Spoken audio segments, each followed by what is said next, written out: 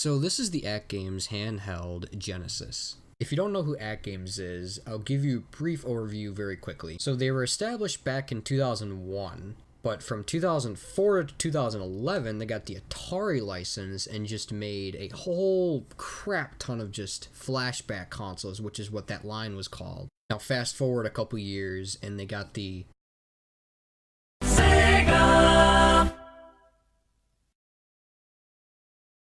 license, and they make handheld versions of them and consoles. Now the consoles are pretty interesting because they literally are just a little Android tablet crammed into a box, and it just uses a custom interface, but the consoles have weird emulation issues and do have very bad input lag depending on which model you have. If you have the infrared controller one, you will have a bad time playing on that system.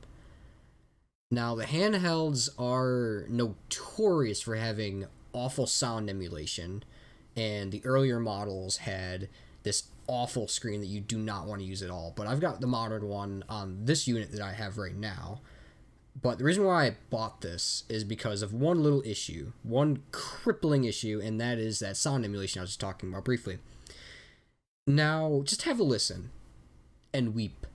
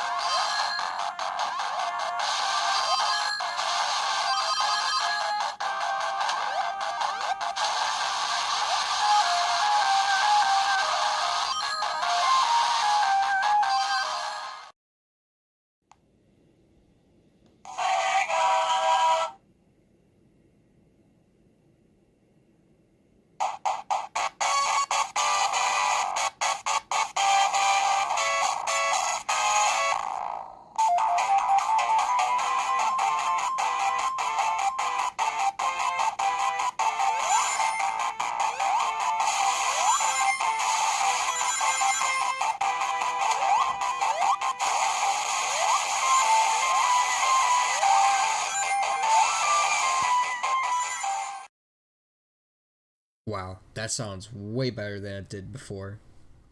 I'll leave a link down below if you want to install this fix. It's really easy to do. But, little warning, with the SD card, if you try... So the SD card has to be formatted to just FAT. Not FAT32, just FAT. But when you try to do that on Windows 10, it just won't read in the device. So you gotta use a third-party program to format it to just FAT. 3 minutes in and I haven't even started the review yet. Let's jump straight into it. The very first thing that jumped out to me was the build quality. It felt really solid. It didn't feel too cheap at all. I didn't like the buttons too much. They felt a little on the squishy side. And the D-pad is even more squishy. I personally don't like it, but it gets the job done. It has an AV port, a headphone jack, a volume slider, a really nice screen, and an SD card slot, which you can use to load up your own ROMs and stuff like that. If you have the custom bootloader, you can plop in your ROMs, and you can play them with the sound quality, save states, genie codes. So if you have this device, install that bootloader. It is very good. I'm not going to delve too deep into this device because after the fix and everything, it emulates fine, the sound is amazing, screen quality, I cannot over exaggerate how great this screen is. It really is fantastic. It's a lot clearer and sharper than the one from like 2 to 3 years ago. So if you enjoyed this video, please drop a like or drop a dislike if you didn't like it. If you do drop a dislike, please tell me why down in the comments down below so I know and can help improve in the future. I appreciate your view. Enjoy the rest of your day.